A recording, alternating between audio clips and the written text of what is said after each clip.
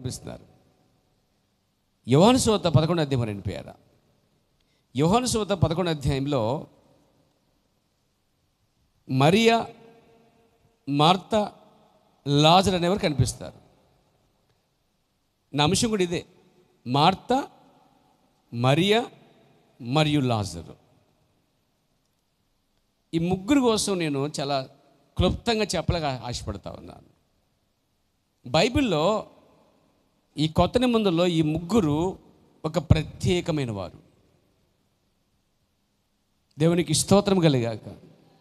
బేతనియ గ్రామం వెళ్ళి, బేతనియ గ్రామంలోనికి యేసు ప్రభువు తన శిష్యులతో వచ్చినప్పుడల్లా బేతనియ గ్రామంలో వారితో పాటు ఉండేవాడట ఆయన. అసలు బేతనియ గ్రామానికి యేసుక్రీస్తు వస్తున్నాడంటే పలానా చోట పలానా ఇంట్లో ఉంటాడు ఆయన, అక్కడికి వెళ్ళి ప్రార్థన చేయించుకోవాలి, లేదా అక్కడికి వెళ్ళి ఆయన వాక్యం వినాలి అనే ప్రజలు అనుకునేవారట. సో యేసుక్రీస్తు గ్రామాలు తిరుగుతూ సవాల్ చేస్తున్నప్పుడు బేతనీకి వస్తే కనుక మార్తా, మరియా, లాజరు ఇంట్లోనే ఆయన బస చేసేవాడంటే, అక్కడ నివాసం చేసేవాడంట. దాన్ని సెకండ్ హోమ్ అన్నాడు ప్రవక్త. సెకండ్ హోమ్ అంటే మనకి ఇండియా దేశంలో తెలుగు రాష్ట్రాల్లో అది వేరే అర్థం ఉంటుంది. చిన్నిళ్ళు పెద్దిల్లు, యేసుప్రభుకు చిన్నిళ్ళు పెద్దిల్లు అది కాదు, నువ్వు అనుకున్న చిన్నిళ్ళు కాదు. ఇది ఆతిథ్యం ఇచ్చేటువంటి కుటుంబం అండి. ఆయన రెస్ట్ ఇచ్చే కుటుంబం, ఆయన సేవ చేసే కుటుంబం, ఆయన గురించి ఎప్పుడు చింతకన కుటుంబం. ఆయన వచ్చినప్పుడు నీళ్ళు ఇచ్చి ఆహారం సిద్ధపరిచి కావాల్సినవన్నీ కూడా సిద్ధపడి చేసేటువంటి, ఎప్పుడు సేవకుడు వచ్చినా, ఎప్పుడు యేసుక్రీస్తు వచ్చినా అంతగా ప్రేమిస్తూ వారు పరిచయం చేసేవారు ముగ్గురు ఉన్నారండి. వాళ్ళు వీళ్ళ ముగ్గురు బట్టి విశ్వాసుల జీవితాలు చాలా చాలా మార్చుకోవాల్సి వస్తుందండి. వీళ్ళ ముగ్గురు విశ్వాసులకి, మిగతా క్రైస్తవులకి వీళ్ళ ముగ్గురు మంచి సాక్షులుగా ఉన్నారు, మంచి ఆదర్శంగా ఉన్నారు. ఈ ముగ్గురు కూడా మాదిరిగా కూడా ఉన్నారండి. దేవునికి స్తోత్రం కలిగాక. దేవునికి స్తోత్రం కలిగాక. ఈ లాజరు మీద, లాజరు సహోదరైన మరియా, మార్తలో యేసు మీద నేను ఒక వ్యవసాయం చదువుచుంటిని. ప్రవక్త ఒక వ్యవసాయం చదివాడట. అంటే యేసుక్రీస్తు మీద, లాజరు మీద, మార్త మీద రాసిన చిన్న పుస్తకం ఉండి చదివాడు ప్రవక్త. దీన్ని బట్టి చూస్తే ప్రవక్త కూడా కొన్ని పుస్తకాలు చదివినాడు అని అర్థమవుతుందండి. దేవునికి స్తోత్రం కలిగాక.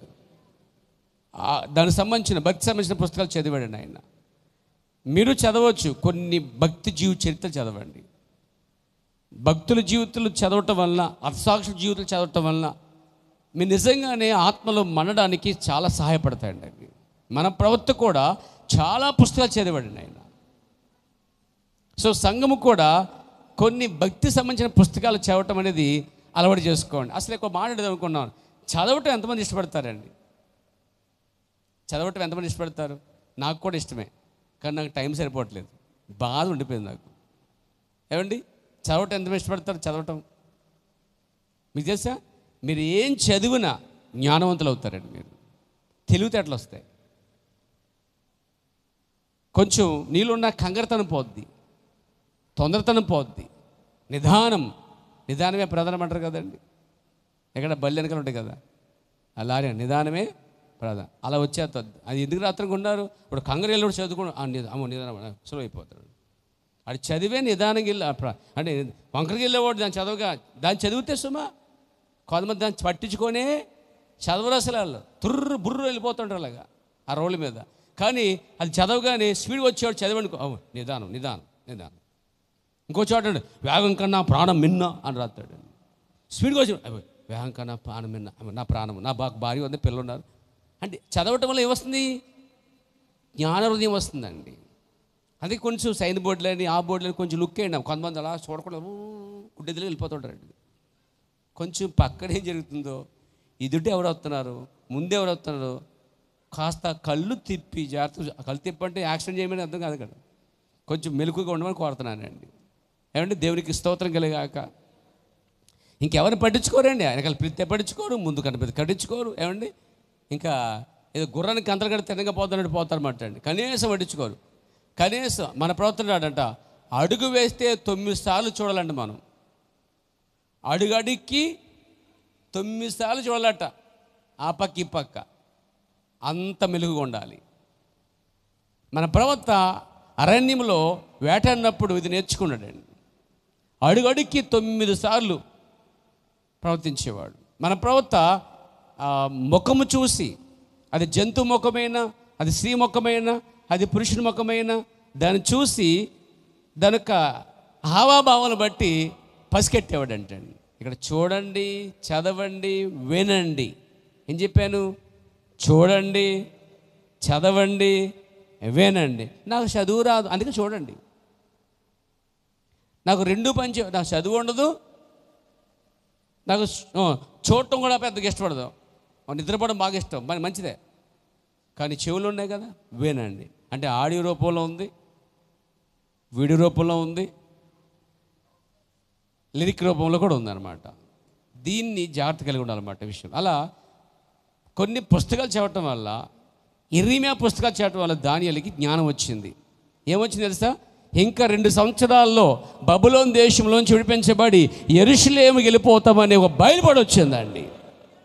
పుస్తకాలు చదవడం ద్వారానే అపోస్తలుడైన పౌలుకి పాత నిబంధన పుస్తకాలు చదవటం వల్ల కొత్త నిబంధనలో యేసుక్రీస్తు ఎవరో బయలుపరచబడ్డాడు అండి. ఇర్మియా పుస్తకాలు చదవటం వల్ల దానియేలు గ్రహించగలిగాడు. ఆమేన్, ఆమేన్. అలాగే అపోస్తలుడైన పౌలు పాత నిబంధన పుస్తకాలు చదవటం వల్ల అతను గ్రహించగలిగాడు. మన ప్రవక్త అపోస్తలుల పుస్తకాలన్నీ చదవడం ద్వారా ఈ కాలము ఏమిటో, కార్యాలు ఏమిటో ఆయన గ్రహించగలిగాడు. కాబట్టి చదువుడు ద్వారా కొంత గ్రహింపు వస్తుందన్నమాట. ప్రాణం కన్నా వేగం కన్నా వేగంగా వచ్చేవాడు చదవగానే సులువు అవుతాడు. చదివితే చదివితే జ్ఞానం వస్తుంది. ఏమండి, కొన్ని చోటకి వెళ్తే దారిలో ఇక్కడ ఆరనేయొద్దని ఒక సైన్ బోర్డు ఉంటుంది అన్నమాట.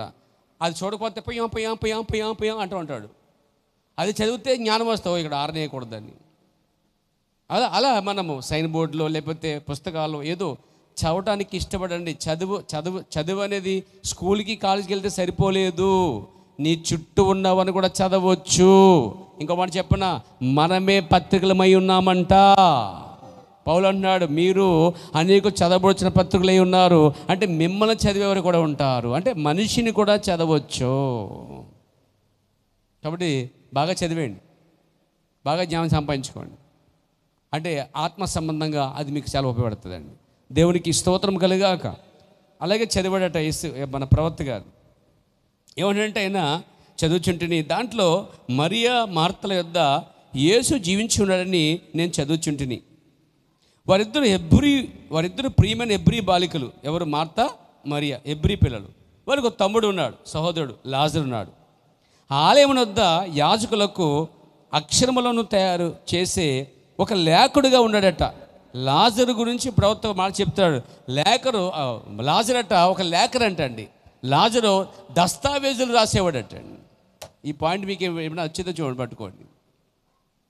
ఇప్పుడైతే వచ్చింది ఈ పాయింట్. మరి ఇంట్లో లాజరు సరుకులు తీసుకొచ్చేవాడు. ఎందుకంటే పాస్టర్ గారు రాగానే మన ప్రవక్త లేకపోతే మన యొక్క దేవుని కుమారుడు లేకపోతే అభిషేకించబడినటువంటి రక్షకుడు వచ్చినప్పుడు, యేసుక్రీస్తు వచ్చినప్పుడు ఆయన మార్కెట్కి వెళ్ళి తీసుకొచ్చేవాడు. మార్తేమో వంట చేసేది, మరియా మాత్రం జాగ్రత్తగా యేసు పాదాల దగ్గర కూర్చొని అన్ని నింపుకునేది అంటండి. 3 రకాల నీళ్ళు. దేవునికి స్తోత్రం కలిగాక, దేవునికి మహిమ కలిగాక. మార్త ఎప్పుడు కూడా రాగానే ఆయనకి మంచి రుచికరమైన ఆహారం చేయాలనుకునేది అంటండి. ఎప్పుడు కూడా ఏం వండి పెడితే ఆయన తిని దీవిస్తాడు. ఏ వండి పెడితే అమ్మ మార్త చాలా బాగుందమ్మా అని అంటాడు. ఆయన చేత ప్రశంసలు పొందాలి, ఆయన చేత దీవించబడాలి. మీకు తెలుసా అండి, పాత నిబంధనలో పద్ధతి ఉంది. ఇస్సాకు వృద్ధాపంగా వచ్చేసాడు, చనిపోయే సమయంకి వచ్చాడు, బాగా ముసలివాడు అయిపోయాడు. ముసలి కాలం ముందు అతనికి వేట మాంసం తినాలనిపించిందంట. ఏంటండి, అది కూడా వేటాడి, ఆయన చూడండి కోరిక ఏంటో, ఎక్కడో కొనుక్కో, షాప్లో కాదు, స్వయంగా వేటాడి వేట మాంసం, అది ఏ జంతువు కావచ్చు, అది దాన్ని వధించి తీసుకొచ్చి దాన్ని వండించి తీసుకురావాలన్నమాట. నాయనా ఏసావు, దయచేసి నాకు ఆకలిగా ఉంది, అది కూడా వేటాడిన మాంసం నాకు పెట్టు, నేను కొంచెం తీసుకురా, నేను దీవిస్తానడటండి. ఇక్కడ చూడండి, పాత్ర క్రమం ఉంది. వాళ్ళు ఆహారం తీసుకొచ్చి పెట్టిన తర్వాత ఆ వృద్ధాప్యంలో ఉన్నటువంటి దేవుని పిల్లల పరిశుద్ధులు, పాత నిబంధన పరిశుద్ధులు, పితారులు దాన్ని తిని సమృద్ధిగా దీవించేవారంటండి. ఆ మాదిరిగానే యేసుక్రీస్తు పాత నిబంధనలు యెహోవా ఉన్నప్పుడు ఆయన అబ్రహాం దగ్గరికి వచ్చాడు. అబ్రహాం దగ్గరికి వచ్చాడు. ఎవరైనా గొప్ప యెహోవా ఒక మనిషి రూపంలో వచ్చాడు. పక్కన దూతలు కూడా ఉన్నాయి. విదేశ అబ్రహాము వచ్చిన ఆయన ఎవరు? అబ్రహాంకి ప్రత్యక్షం ఉందంటండి. వచ్చింది ముగ్గురు కాదు, కానీ ఒకే ఒక దేవుడు అని అబ్రహాంకి దైవ ప్రత్యక్షత ఉన్నదట. నాతో ఉన్నారా? నీకు ఇక్కడ ఎంతమందికి ప్రత్యక్షతున్నది?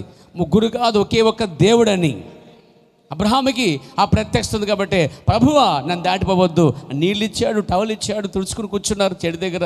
మహా గొప్ప దేవుడు సామాన్య రూపంలో, మనిషి రూపంలో ఉన్నాడు అక్కడ. దాన్ని కనిపెట్టిన వాడు అబ్రహాం అనే ఒక విశ్వాస అండి. ఈరోజు ఆ దేవుడు, పాత్రముల దేవుడు యెహోవా దేవుడే, కొత్త నిబంధనలు యేసుక్రీస్తుకు వచ్చినప్పుడు ఆయన దేవుడిగా గుర్తించిన వారు అబ్రహాం పిల్లలు కూడా ఉన్నారండి. ఇప్పుడు మూడవది, ఆయన వాక్యం శరీరానికి వచ్చిన దేవుడు ఆయన చెప్పి గుర్తించేవారు కొంతమంది ఉన్నారండి. దేవునికి స్తోత్రం కలిగాక. కాబట్టి నా ప్రియమిస్తులారా, అబ్రహాం దగ్గరకు వచ్చిన అబ్రహాం కూడా ఏం చేశాడంటే ఆహారం ఇచ్చాడు. బాగా ఏమండి ఇచ్చాడా? ఆతిథ్యం. సంఘం ఆతిథ్యం అని నేర్చుకోవాలి. దేవునికి స్తోత్రం కలిగాక. అబ్రహాము దగ్గర నేర్చుకోవచ్చండి. వచ్చిన ఆ యొక్క దైవజనుడికి, వచ్చినటువంటి దేవుని కుమారుడికి, లేక దేవునికి స్వయంగా వచ్చినప్పుడు వాళ్ళు ఇచ్చినటువంటి గౌరవం, మర్యాద ఎంత బాగుంది చూడండి. పేర మీలో కొంతమంది చేస్తారు, కాదంటలేదు, కానీ కొంతమందికి అసలు అవగాహన లేదండి ఆ విషయంలో. Praise the Lord. వండర్ఫుల్. దేవునికి స్తోత్రం కలిగాక.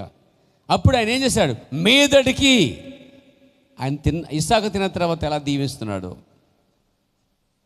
కానీ అందులో తెలివైనడు మాత్రం ఏం చేయాలి? యాకోబు ఇలా పెట్టి అలా కొట్టే గొప్ప టెక్నికల్ వాడు ఎవరంటే యాకోబు అనమాట. ఆవిడ ఆశీర్వాదాలన్నీ కొట్టేసినాడు అతనే. ఇక్కడ ఈ ఆహారం పెట్టడం వల్ల వచ్చే ఆశీర్వాదం, ఆతిథ్యం ఇచ్చడం వల్ల వచ్చే ఆశీర్వాదం, గౌరవించడం, ప్రేమించడం, పట్టించుకుంటూ వచ్చే ఆశీర్వాదం అండి. అబ్రహాం దగ్గరికి వచ్చినప్పుడు అబ్రహాము ఆతిథ్యం ఇచ్చాడు, భోజనం పెట్టాడు, చూశాడు, తిన్న తర్వాత వెళ్తున్నప్పుడు అన్నాడు ఆయన మీదడికి ఏమన్నాడు? నీ కుమారుడు పుడతాడని చెప్పాడండి. ఇస్సాకు మరి ఇక్కడ యెహోవా గొప్ప దేవుడు. ఈ కాలంలో మా ప్రవక్తున్నాడు కనిపిస్తాడు. మళ్ళీ ఈయన బాంబే వచ్చిన తర్వాత బాంబేలో ఆయన కారు తిప్పిన ఒక డ్రైవర్ ఉండాడు. వెళ్ళిపోయేటప్పుడు అన్నాడు ఆయన, అయ్యా నీకేం కావాలని అడిగాడు. ఎందుకంటే అంత బాగా పట్టించుకున్నాడు. కొన్నిసార్లు ఆయన ఆపి అక్కడ బాంబేలో కొన్ని పదార్థాలు, తిండి బండరాలు తీసుకొచ్చి ఇవ్వటం, ఇలా ఎంతో ఆతిథ్యం ఇచ్చి చాలా చాలా ప్రేమగా దైవసేవకుడు ఏదైనా పెట్టాలి, ఏదైనా ఇవ్వాలి తపన అనమాట. అలా చేసే సందర్భాలు ఉన్నాయి. నీకు వెళ్ళిపోయినప్పుడు నీకేం కావాలని అడిగాడు ఆయన. నాకు కుమార్తె ఇలా ఉంది పలానా చోట, ఒకసారి వచ్చి ప్రార్థన చేయమన్నాడు. మెట్లు ఎక్కేళ్ళాడు ఆయన. ఆ కుమార్తె చక్ర కుర్చీలో ఉంది, వీల్ చైర్లో ఉంది. అప్పుడు ఒక బాల్ ఇచ్చి ఆమె చేతికి ఇచ్చి ఆయన పడేసాడు కిందకి. చెక్క మెట్లు అన్నాడు, లేచి తెచ్చుకోమా అన్నాడు. సింపుల్గా, మామూలుగా, కామన్గా. ఆమె విషయం మర్చిపోయి లేచింది, నడిచింది, మెట్లు దిగింది, మళ్ళీ బాల్ తెచ్చుకుని పైకి వచ్చింది. ఆమెకే తెలియనంత స్వస్థ వచ్చిందండి. చాలా సింపుల్గా అయిపోయింది అది. ఇది నిజంగా మన బాంబేలో, మన భారతదేశంలో ప్రవక్త వచ్చినప్పుడు జరిగిన కార్యం అండి ఇది. దేవునికి స్తోత్రం కలిగాక. అలా చాలా కార్యాలు జరిగాయి. సరే, ఆశీర్వాదం అనేది అలా ఉంటుందండి. ఇక్కడ చూడండి, మార్తా మరియా లాజరు ఎప్పుడు యేసుక్రీస్తు వచ్చినా మార్త మాత్రము వంటగదిలో అన్ని ఐటెం చేసేదంటండి. ఏం వండి పెడదామా, ఏం చేద్దామని నమ్మకము, ప్రేమ ఉంది, ఇష్టం ఉంది, ఆశీర్వాదం పొందాలని ఆశ ఉంది. ఆయన ఉండటం మాకు ఆశీర్వాదం అని ఒక నమ్మకంతో ఆమె చేస్తుండేది. అదే సమయంలో ఆయన లోకానికి వచ్చే రక్షకుడని కూడా నమ్మింది ఆమె, పునరుద్ధానుడని చెప్పి కూడా నమ్మింది ఆమె. ఖచ్చితంగా దినమని ఈయనే మృతులు లేపేవాడని కూడా నమ్మింది కూడా అంటే ఆమెనంటండి. ఆమె వాక్యం కూడా ఎరుగున్నది. వాక్యం లేక లేదు, కొంతమంది చెప్తారు వాక్యం లేదు, వాక్యం ఎరుగుంది ఆమె. దేవునికి స్తోత్రం కలిగాక. ఆయన పెట్టిన విశ్వాసం ఉందంట. అంత్యదినమున మృతుల పునరుద్ధానం ఉన్నదని తెలుసు ప్రభువా, అది నువ్వే చేస్తావు, కానీ అంత్యదినము చేస్తావు అనుకునే ఆమె జీవితంలో ముందే చేశాడు దేవుడు అండి. ఎప్పుడో చేస్తాడో తెలుసు, కానీ ఇప్పుడు కూడా చేస్తాడు. గొప్ప గొప్ప ప్రత్యక్షత ఆ గడియలు దొరికింది ఆమెకండి. సో ఈ ఫ్యామిలీ గురించి మన ప్రవర్తన అంటాడు. దేవునికి స్తోత్రం కలిగాక. ఒక లేఖకుడిగా తర్పీదు పొంది ఉన్నాడు. మరి విశేషముగా యేసు లాజరుతో గొప్ప సహవాసమును కలిగి ఉన్నాడు. ఆ గ్రంథంలో చదివినప్పుడు ఆయన ఆ గృహమునకు వచ్చినప్పుడు మార్త ఆయన మాటలు వినుటకు కొంచెం జాగు చేసినప్పటికీ, వంట పనిలో ఉన్నప్పటికీ, రాత్రి భోజన విషయంలో బల సిద్ధపరచడం ఉన్నప్పటికీ, మరియా అయితే మాత్రం ఆయన పాదాల దగ్గర కూర్చుండి ఎప్పటికప్పుడు ఆయన ఏం చెప్తాడా నోరు తెరిస్తే చాలు అందులో లాగేసుకుందామంటే మాటలు అంటాడు ఆమె. అంటే పాదాల దగ్గర కూర్చుని ఎక్కువ విండేది అనమాట అండి. ఇకపోతే లాజరు బయటికి వెళ్ళటం, ఏమండి బయటికి వెళ్ళటం వింటున్నారా? బయటికి వెళ్ళటం ఏమంటున్నారు? ఏమంటున్నారు?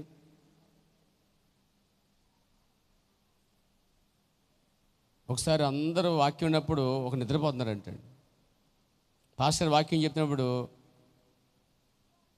గట్టిగా హల్లో చెప్తారు కదా, ఆమె చెప్తారు కదా, అందరూ సైలెంట్గా వాక్యం ఉంటే ఒక లేచి హల్లెలూయా అన్నాడంటండి. నిద్రపోయాడు. అందరూ చూసి ఏమైంది దీనికంటే నిద్రట్లో వాక్యం విని అల్లు చెప్పాడండి. ఇప్పుడు అందరూ అల్లు చెప్పి అయిపోయిన అరగంట తర్వాత కొంతమంది అలాగ ఉంటారన్నమాట. మధ్యలో ప్రసంగం వింటే అలా ఉంటుంది. ఇప్పుడు ఆమె ఏం చెప్పాలో. ఒకసారి బస్ కండక్టరు ఎల్బీ నగర్ నుంచి, అంటే హైదరాబాద్ నుంచి బస్సులో ఉండి విజయవాడ అన్నాడంటండి. ఒక నిద్రపోయి ఎల్బీ నగర్లో లేచిపోయాడంటండి. విజయవాడ వచ్చిందని చెప్పేసి. నిద్రలో ఉంటే అలా ఉంటాయి. కొంచెం దూరం వచ్చిన తర్వాత కోదాడ ఇంకా సూర్యపేట దాకానే విజయవాడ అన్నాడంటండి. అంటాడు కదా. వీడు పడుకుని లేచిన బ్యాగ్ కిందకు వచ్చేస్తాడంట. బాబు విజయవాడ వెళ్తుంది, ఇది విజయవాడ రాలేదన్నాడంటండి. అంటే వాడికి అసలు ఏమీ ముందు నుంచి కూడా నిద్రపోయే ప్రసంగాలు అంటే జీవితంలో మొక్కలే మిగులుతాయి. మీకు ఏమీ పనికిరాదు మీ జీవితం, ఇంకా సర్వనాశనం. ఇంకో మాట చెప్పనా, సోమరి మార్గం అంట, ముళ్ళకంచి మార్గం అంటాడు.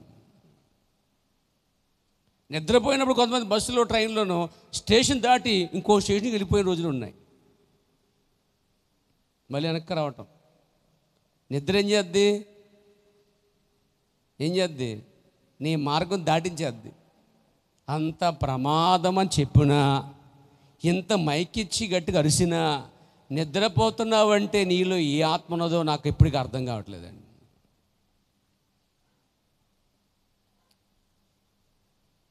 అంటే ఇంత అరుస్తుంటే నీకు జోలపట్ల ఉందా? దేవునికి స్తోత్రం కలిగాక. నేను ఎవరిని అన్నాను నాకు తెలుసు, ఆయన తెలుసు. మీరేం పట్టించుకోకండి, మిమ్మల్ని కాదు. దేవునికి మహిమ కలిగాక. నేను అనే మాటలు ఎవరికి కలుగుతున్నాయో తెలుసు. వాళ్ళెవరో మా ఇద్దరికి క్లాసులు ఉన్నాయండి. మాకు చూపులతో మాట్లాడుకుంటున్నాం మేము. ఏమండి, మీరు పట్టించుకోకండి ఆ విషయాలు. మీరు మాత్రం పరిగెట్టండి, వెనక చూడకండి, పడిపోతారు, మీరు పడిపోతారు మళ్ళీ. దేవునికి స్తోత్రం కలిగాక. చెప్పచ్చు, దేవునికి మహిమ కలుగాక. చెప్పండి హల్లెలూయా. సో నిద్రలో ఉండి ఏ సమయంలో ఏ బిట్టికి ఆమెను చెప్పి తెలియక అరుళి చెప్పి ఆమెను చెప్పనుకోండి, తిరకాసి అయిపోద్ది అనమాట. అంటే నువ్వు ఈజీగా దొరికేస్తావు అనమాట. ఒకసారి పాస్టర్ గారు వాక్యం చెప్తూ మీరు ఎంతమంది అన్నాడంట, ఎంతమంది మీరు హల్లెలూయా అన్నాడంటండి. నిద్రపోతున్న అందరూ హల్లెలూయా చెప్పండి కానీ లేచిపోయి నిద్రపోయిన అందరూ హల్లెలూయా అన్నారంట. ఆయన ఏమన్నా నిద్రపోతున్న అందరూ హల్లెలూయా అని చెప్పగానే వీళ్ళు కళ్ళు తెరిసే కొంతమంది కలిసి నిద్రపోయే రకాలు ఉంటారు, కళ్ళజోడు పెట్టుకుని నిద్రపోయే రకాలు ఉంటారు. కొంతమంది బైబిల్ చదువుతూ, అంటే పాస్టర్ గారు తెగ చదివేస్తుంది అనుకున్నాడట. ఒకసారి చర్చిలో నల్ల కళ్ళజోడు పెట్టుకు వచ్చింది చర్చిలోకి ఆమె. కవరింగ్ క్లాస్ అనమాట. పాస్టర్ గారు ఆ నల్ల కళ్ళజోడు పెట్టుకుని ఆమె అలాగే ఉందంట. ఆమె తెగ చదివేస్తుందమ్మా అనుకున్నాడట. దగ్గరికి వెళ్ళి మెల్లిగా కళ్ళజోడు తీసాడట. కళ్ళు అలా మూసేసి ఉన్నాయండి. అమ్మ శాంతమ్మ లెగ్గొట్టి, ఈ పళ్ళేంటమ్మా అసలు నీ వయసు తగ్గ పళ్ళేనా అన్నాడు అంటాడు. సిగ్గు వచ్చేసింది దానికి. కాబట్టి మనము అలా ఉండొద్దు. దేవునికి స్తోత్రం కలిగాక, దేవునికి మహిమ కలిగాక. చూడండి, ఆ గృహంలోకి వచ్చినప్పుడు ఆయన మార్తా మరియ మాటలు వినటం కొంచెము జాగ చేసినప్పటికీ ఆమె సిద్ధపరుస్తుంది. అంటే ఇక్కడ మార్త బల సిద్ధపరచడం, భోజన బల సిద్ధపరచడం, ఆహార సిద్ధపరచడం. మరియ అక్కడ కూర్చుండి ఉత్తమైంది ఏంటంటే దేవుని వాక్యం ఉంటే మొదలుపెట్టింది అంటండి. ఈ కాల ప్రవక్త నాడు మార్తా మరియ అనే పేరు గల స్త్రీలు వారు ఆయనను ప్రేమించిరి. ఆయన వారి ఇంట ఉండి వెళ్ళిపోయినప్పుడట వాళ్ళు చాలా ఫీల్ అయ్యారటండి. వాళ్ళు అయ్యో నా సొంత మనిషి వెళ్ళిపోయారని చెప్పి. అలాంటి ఒక బౌండింగ్ ఉందంట వాళ్ళకి.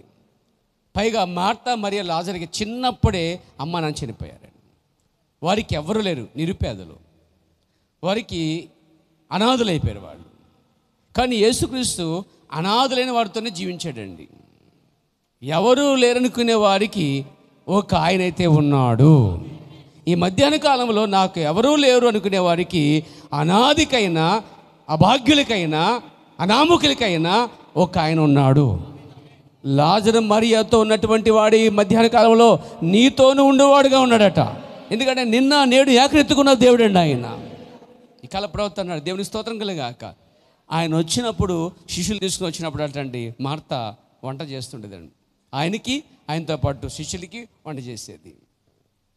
మార్త మరియాలు నిజంగా ఆయన రాగానే ఇంటిని ఒక ఒక ఒక మంచి ముఖ్యమైన వ్యక్తి వచ్చినప్పుడు ఇల్లుని అలంకరించుకుంటాము, శుభపరచుకుంటామో చూడండి. మనం ప్రేమించే వాళ్ళు, మనకి ఇష్టమైన వాళ్ళు మన ఇంటికి వచ్చినప్పుడు ఏం చేస్తామంటే ఇల్లంతా మరి తడిపెట్టి శుభ్రం చేసి చక్కగా లేకుండా క్లీన్ చేసుకొని, ఒక మంచి వ్యక్తి వచ్చినప్పుడు ఇంటిని శుభ్రపరచుకుంటామో అలాగే మార్త మరియ కూడా ఎప్పుడు కూడా ఆయన ఎప్పుడు వచ్చినా సరే వాళ్ళంతా సిద్ధపరచుకునేవారట. ఆయన వచ్చినప్పుడల్లా ఆ ఇల్లు ఒక పండగ, మంచి ఆనందం. ఆయన వచ్చి కూర్చుని ఆయన వాక్యం చెప్పినప్పుడు వాళ్ళు ముగ్గురు వాక్యం వినేవారు, కానీ వారికంటే ఎక్కువ మరియా ఎక్కువ తీసుకునేదంటండి. దేవునికి స్తోత్రం కలగాక. ఇలాంటి యేసుక్రీస్తు ఎప్పుడు ఉన్న కుటుంబానికి ఎప్పుడు దగ్గరగా ఉండి ప్రతిసారి బేతనీ గ్రామానికి వచ్చి ఆ ఇంట్లో ఉండి శిష్యులతో పాటు రెస్ట్ తీసుకుని భోంచేసి అక్కడి నుంచి సువార్చెట్టుకి వెళ్ళిపోతుండేవాట. అలా ఎప్పుడు ఆ ఇంట్లో ఆనందం, సంతోషం ఉండేది. సడన్గా ఆ ఇంట్లో మరణం వచ్చిందండి. సడన్గా ఇంట్లో యేసును కలిగిన జీవితాలైనా, యేసును కలిగి లేని జీవితాలైనా మరణం అనేది అందరింట్లో వస్తుందండి. కానీ ఇక్కడ యేసును కలిగిన జీవితంలోనే ఇంట్లోనే మరణం వచ్చిందండి.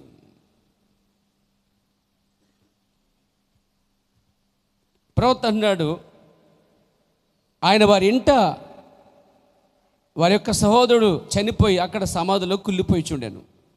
ఒకరోజు ఆ బండ వచ్చుచున్నదని ఆ ఇద్దరు విన్నారట. దేవుని స్తోత్రం కలిగాక. ఆ బండ ఎవరు తెలుసా? యుగముల బండ. యేసుక్రీస్తు యుగముల బండ అయి ఉన్నాడండి. ఆ ఇంటికి వచ్చినప్పుడల్లా ఆ బండలోంచి నీళ్లు తాగేవారు, వాళ్ళు సేద తెచ్చబడేవారు. పాత నిబంధనలో ఒక బండ నుంచి నీళ్లు తాగి ఎలా అయితే సేద తెచ్చబడ్డారో, ఆదరించబడ్డారో, యాత్రికులు ధైర్యం తెచ్చుకెళ్ళారో, అదే రీతిగా కొత్త నిబంధనలో ఈ ఇంటి వారు ఆయన వచ్చినప్పుడు ఆ బండ నుంచి నీళ్లు తీసుకునేవారు అన్నమాట. ఆ నీళ్లు జీవజలప ఊటలై ఉన్నాయండి. దేవుని నామమున మహిమ కలుగాక. వారు ఆ ఊటలతో జీవించేవారు, సాక్ష్యం ఇచ్చేవారు, మహింపరచి ఉండేవారు. ఈయన లేఖనగా ఉండేవాడు, ఆ వంట చేస్తుండేది. ఎప్పుడు కూడా ఈమె ఎప్పుడు వాక్యం వింటూ బలపడుతూ ఎప్పటికప్పుడు తెలుసుకుంటూ ఉండేది. ఆ ఇంట్లో ఒక భయంకరమైన శ్రమ వచ్చినప్పుడల్లా అన్ని సమయాల్లో క్రీస్తు ఉండేవాడు. ఇప్పుడు ప్రాముఖ్యంగా లాజరు చనిపోయేసరికి ఆయన లేడండి. దేవునికి స్తోత్రం కలిగాక. ఒకసారి ఆయన కూర్చుని వాక్యం చెప్తున్న సమయంలో మరియా అక్కడే కూర్చున్నదంట. కూర్చొని ఏం చేస్తుందంటే శ్రద్ధగానే వింటుందంటండి. ఈలోపు వంటగదిలోంచి మార్త బయటకు వచ్చి క్రీస్తు అంటుంది, అయ్యా నీకు చింత లేదా? నేను ఇంత కష్టపడుతున్నాను, పని చేస్తున్నాను, ఇదంతా మీకోసమే కదా. చూడు, నా చెల్లి వచ్చి నాకు పని చేయట్లేదు, నాకు హెల్ప్ చేయట్లేదు అంటుందండి. చాలా ఇళ్ళు గొడవ ఇదే కదా జరిగేది. ఇదిగో మా తమ్ముడు సహకరించట్లేదు, మా అక్క సహకరించట్లేదు, మా చెల్లి నాకు సహకరించట్లేదు, అసలు మా పిల్లలు మాకు సహకరించట్లేదు, లేకపోతే మా అమ్మ నాకు సహకరించట్లేదు, మాకు ఏం హెల్ప్ చేయట్లేదని అనుకుంటారు. లేకపోతే భార్య భర్తలు అయితే ఇదిగో భర్త నాకు కనీసం కూరగాయలు కోసేయట్లేదు, కనీసం కూరగాయలు తేవట్లేదు అని నేను తెచ్చుకుంటున్నాను అంటారు. కొంతమంది అయితే ఇంత పని చేసుకుండా నా భార్య కనీసం పక్క వచ్చి కొంచెం సహకరించట్లేదు, ఇదిగో బరువు లేపుతుంటే కనీసం వచ్చి చేయట్లేదు. ఇలా అందరూ ఎలాగనుకుంటారో ఈ ఇంట్లో కూడా అదే పరిస్థితి అండి. ఈ బాధ ఏంటంటే వంట చేసి అన్ని చేస్తే అత్తంటే కష్టపడి ఇదిగో ఇవి ఇక్కడ కూర్చొని ఏం చేస్తుంది, వాక్యము వింటుంది. ప్రభా నువ్వు కొంచెం చెప్పవా అన్నది మాట్లాడండి. ఎవరు చెప్పిందండి? ఇప్పుడు ఆయనకి ఏమి ఇష్టం? ఈ భోజన పద్ధతుల కన్నా వాక్యం ఇష్టం ఆయనకి. అందుకే రాంగ్ వర్షన్ వెళ్ళిందండి ఆమె. ఏమండి, పక్క పిలిచి మాట్లాడితే బాగుండేది. నేరుగా ఆయన దగ్గరికి వెళ్ళి ఏమందంటే, ప్రభు నీ చింత లేదా, బాధ లేదా, అంతా నీకు కొంచెం చేస్తున్నాను, ఇక పంపించమంటుంటే అప్పుడు అన్న ఆయన, నీకన్నా ఉత్తమైన దాన్ని ఎన్నుకున్నది అని చెప్పాడండి ఆయన. ఏంటి ఉత్తమైనది తెలుసా? దేవుని పాదాల దగ్గర కూర్చుండి వాక్యం నేర్చుకుంటామండి. వినటం ఉత్తమైనది, నేర్చుకుంటూ ఉత్తమైనది. దేని గురించి అంటే క్రీస్తు గురించినది. ఆ రోజు యేసుక్రీస్తు పాదాల దగ్గర కూర్చుని ఆయనలో ఉన్న జీవనంతా లాక్కుంటుంది మరియా. ఆయన అన్నాడు చూడండి, లూకా సువార్త, ప్రభు నన్ను మహిమకులుగాక.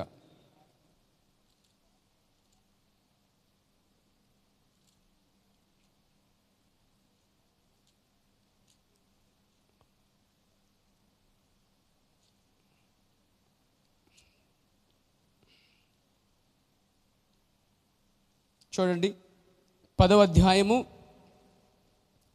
38 చదువుదాం. అంతటా వారు ప్రయాణమైపోవచ్చుండగా ఆయన ఒక గ్రామంలో ప్రవేశించిన. మార్త అనే ఒక స్త్రీ ఆయనను తన ఇంటిలో చేర్చుకునెను. ఆమెకు మరియా అను సహోదరి ఉండెను. ఈమె యేసు పాదాల యొద్ద కూర్చుండి ఆయన బోధ వినిచుండెను. ఇది ఉత్తమమైందండి. యేసు పాదాల దగ్గర కూర్చొని వాక్యం వినటం అండి. ఈరోజు యేసు పాదాలు ఎక్కడో తెలుసండి, భూమి మీద ఉన్నాయి. భూమి ఆయన పాదపీఠం. ఆయన ఎక్కడైతే ఉన్నాడో, అనగా ఎక్కడైతే ఇద్దరు ముగ్గురు ప్రార్థిస్తున్నారో, ఆరాధిస్తున్నారో, ఆయన పాదాలు అక్కడే ఉన్నాయండి. ఈ మధ్యాహ్న కాలంలో, ఇక ఉదయకాలంలో ఆయన పాదాలు ఇక్కడ మన మధ్యలో ఉన్నాయండి. ఇక్కడ ఆయన పాదాల దగ్గర కూర్చుండి మీరు వాక్యం ఉంటున్నారండి. ఆకాశం సింహాసనం, భూమి ఆయన పాదపీఠం. ఈ భూమి మీద మీరు కూర్చుండి ఎవరు మాట్లాడారంటే జీవంగా మాట్లాడుతున్నారు. అనగా మరియా ఎలాగైతే కూర్చుని సజీవంగా అక్కడ విన్నదో ఫిజికల్గా, ఇప్పుడు ఆత్మీయంగా స్పిరిచువల్గా మీరు ఆయన పాదాల దగ్గర కూర్చుని వాక్యం వింటున్నారు. ఎంతమంది నమ్ముతారు దీని పేరు? మధ్యాహ్న కాలంలో మరియాకి ఇది నిజంగానే జరిగింది. ఆయన సజీవుడిగానే అక్కడ ఉన్నాడు. కానీ మనకిది ఆత్మ సంబంధంగా ఎక్కడ ఇద్దరు ముగ్గురు ప్రార్థిస్తారో ఆయన ఉంటానని చెప్పాడే, ఆయన ఇక్కడ ఉన్నాడు. అక్కడ ఎక్కడైతే ఉన్నాడో అక్కడ కూర్చున్నావు. సో ఆయన ఉన్న చోట మరి ఎలా అయితే కూర్చుని వాక్యం ఉందో నువ్వు కూడా వాక్యం వినాలి. మరియా నిద్రపోలేదు. మరియా అస్తమానం బయటికి వెళ్ళలేదు. మీలో చాలామంది చూస్తున్నాను, చాలామంది చూస్తున్నాను. మాటికి బయటికి వెళ్తాం. మాటికి బయటికి వెళ్ళటం అనేది చెడ్డ అలవాటు అన్నమాట. మాటికి బయటికి వెళ్ళటం ముఖ్యమైనది తప్ప, ప్రమాదకరమైన తప్ప ఇక బయటికి వెళ్ళకూడదని నేను నిశ్చయిత చేసుకుని మధ్యాహ్న కాలంలో పోయారా. మీ అలవాటుని మార్చుకోండి. మరియా ఎక్కడ కూర్చుని చూడండి, ఈమె యేసు పాదాల యొద్ద కూర్చుండి ఆయన బోధ వినుచుండెను. వినుట ద్వారా విశ్వాసం పెరిగిద్ది. క్రీస్తుని గురించిన బోధ అయితే మరీ పెరిగిద్దని పౌలు చెప్తున్నాడు. కాబట్టి ఈమె సరైన ప్లేస్ అనుకున్నది. అనగా నువ్వు కూడా దేవుని మందిరం అనే సరైన ప్లేస్ ఎన్నుకున్నావు. కానీ అసలు కుదురుగా కూర్చుంటున్నావా? ఆమె కుదురుగా కూర్చుందండి. కొంతమంది కూర్చో అసలు కొమ్మరపూడిలో ఎవరు కదులుతూ ఉంటారండి. కలగా కొమ్మరపూడిగా ఉంది, లోపడేమన్నాను ఆపరేషన్ తీసేదాన్ని. కుదురుగా కూర్చోరండి. కొంతమంది కూర్చొని ఏం చేస్తారు అనుకున్నారు, కొంతమంది కాళ్ళు ఊపుతూ ఉంటారు కూర్చుని. వాక్యం వినడు కాళ్ళు ఊపడం ఏంటి? అసలే కాళ్ళు నొప్పులు ఉన్నాయేమన్నాను. నిలబడి వాక్యం వినబడి నష్టం లేదు. పాస్టర్ గారు వాక్యం చెప్తుంటే అలిసిపోయినామా కూర్చొని చెప్తానంట. సరే పాస్టర్ గారు పడుకుని ఉంటామన్నారంట వాళ్ళు. మరి బాగుంది ఇది. ఆయన కొంచెం చెప్తాడు, వీళ్ళు పడుకుని ఉంటారు. కొంతమంది కాళ్ళు చెప్పుకొని మరీ వింటారు, వాక్యం వింటారండి. కాళ్ళు పొడుగ్గా చాపుకొని. ఏమండి, ఈ అలవాటు పద్ధతి దేవుని మందిరంలో మరీ ప్రవర్తించట్లే. చూడండి ఆమె ఎలాగుందో. ఈమె యేసు పాదాల యొద్ద పడుకుంది అని చదివానా? అలా ఉందా? మనం పడుకున్నావేంటి? ఈమె యేసు పాదాల దగ్గర కొమ్మరిపుల్ల కలుతా ఉంది అస్తమాను. మూడోది, యేసు పాదాల దగ్గర పదే పదే లేచి కూర్చుండదు, అస్తమానం కూర్చుండదు లేదు. దేవుని మందిరికి వచ్చేటువంటి విశ్వాసులు ఒక్కసారి ముందే కాలకృత్య కార్యక్రమానికి ముంచుకొని వచ్చి కూర్చోవాలి తప్ప కూర్చున్నాక గుర్తు రావడం కాదు. మీకు ఒక్కసారి మీరు కూర్చున్నారంటే ఆరాధన, సాక్ష్యము, ఆటలు, కార్యక్రమాలు, ఆరాధన, వాక్యము, చివరి ప్రార్థన అయ్యే వరకు అందరిని కలుసుకునే వరకు కూడా నువ్వు నిలకడగా కుదురుగా ఉండాలండి. కొంతమంది ఉంటారు ఆఖరి ఆశీర్వాదం అవగానే కళ్ళు తెరవగానే మటుమాయం, దూకి దూకి అంత పడి వెళ్ళిపోయినంత అవసరం ఏంటో, ఎవరు కొంపలు అంటుకుంటున్నాయి అక్కడ ఏంటో. అంటే కూర్చుండి కొద్దిసేపు వాక్యం కుదిరిగింటలేదంటే కనుక నీకు లోపడేదో కొమ్మరపురుగు ఉందండి.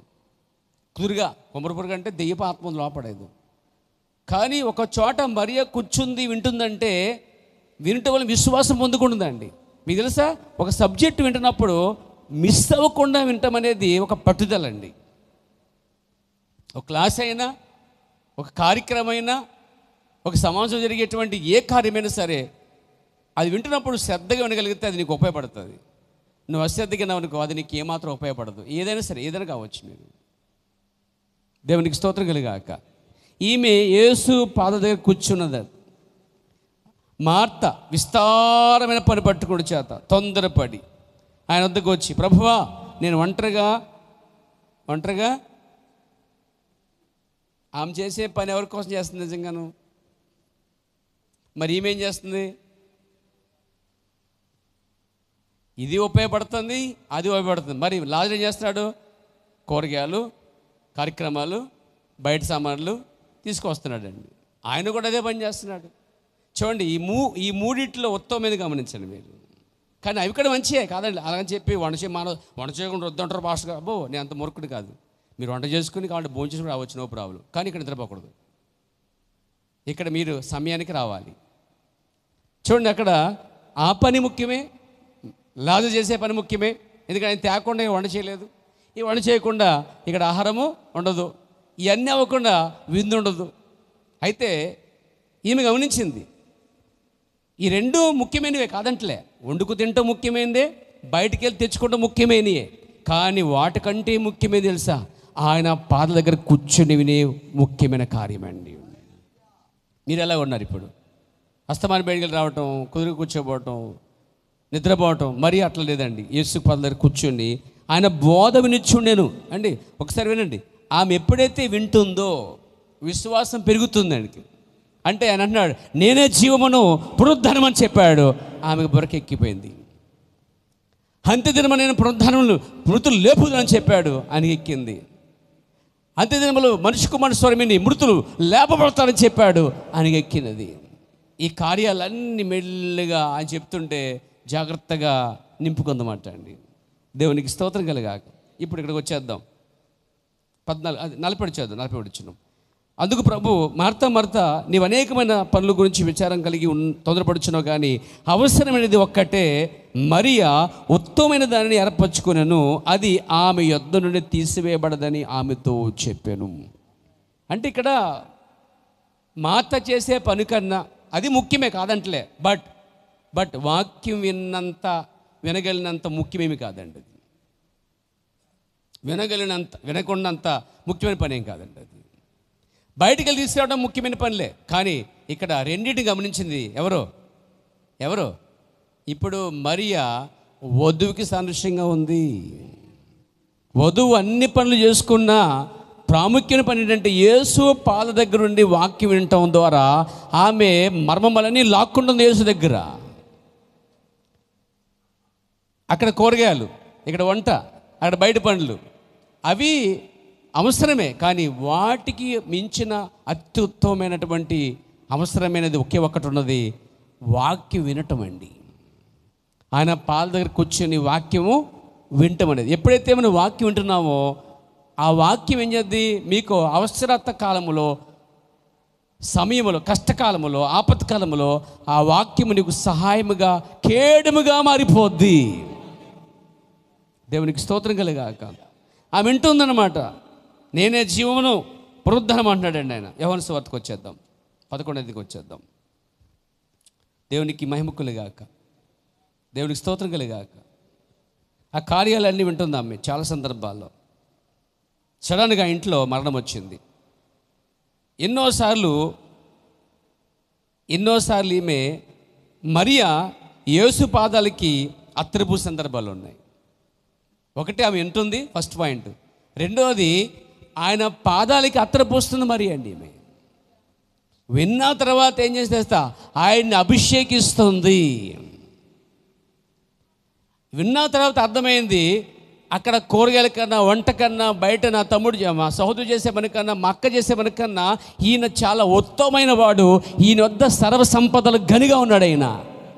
కాబట్టి విన్నప్పుడు ఆమె అత్తరు తీసుకొచ్చి ఆయనకి పాదాలు పూసి అభిషేకించిందండి. 2 పాయింట్లు అక్కడ గుర్తుపెట్టుకోండి. దేవునికి స్తోత్రం కలిగాక. ఫస్ట్ విన్నది, తర్వాత పాదాలను అభిషేకించింది. సమయం వచ్చినప్పుడు ఏం చేసింది చూడండి. అక్కడ వింది, ఇక్కడ అభిషేకించింది.